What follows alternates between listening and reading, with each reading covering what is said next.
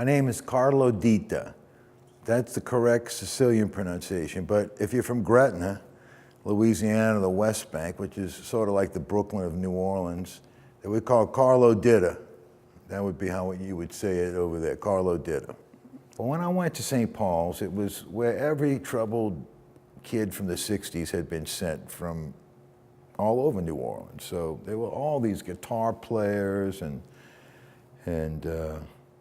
kind of rebellious youth at St. Paul's. I was a guitar player by that time already.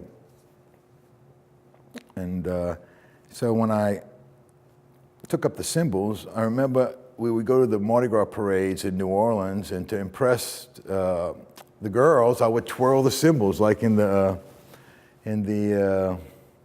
Southern University used to do this, some sort of way I knew about this. So our band director was the ex-band director of Southern. So as soon as he saw me twirl the cymbals, he said, "Ditta, you're the drum major next year." So that was my first sign of showmanship. But I took up music.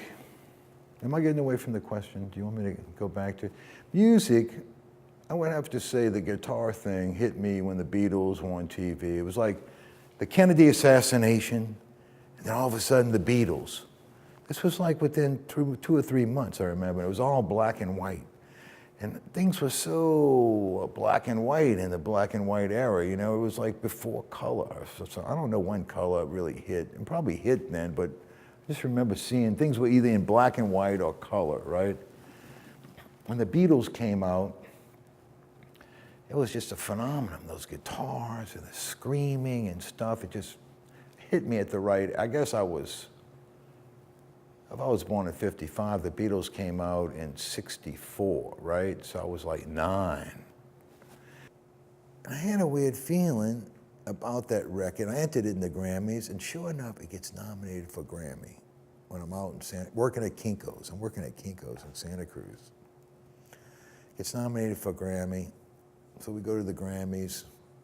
It loses to Willie Dixon, but I score a major print because I'd called People magazine in New York, and the guy was out, Steve Doherty.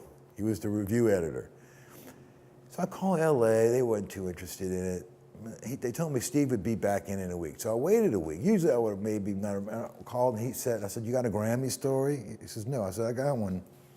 I got an artist, it's his first record. I'm a little label in New Orleans. He's up for a Grammy, and he don't know what a Grammy is. And he's been fucked up ever since he found out what it is. He's pawned his guitar." So they come down and they do this spread with him, with Reagan on the cover, pawning his guitar and Claiborne and everything. Well, what I did was I over-promoted myself to the point of I only had 1,000 LPs, and now I'm on every grocery store stand in the country, and like the record's demand is like, wow, totally over-promoted myself. I had more publicity than Willie Dixon. New Orleans is like an island in America, like a third world island in a lot of ways, but there's a lot of cool stuff here. There's a lot of culture here. It's a part of me. And I definitely have a love-hate relationship with it because it can be an obstinate town for artists. It can accept artists not from here a lot easier than artists that are from here. As I get older, it's a lot easier to accept all these things and realize that that's how life is.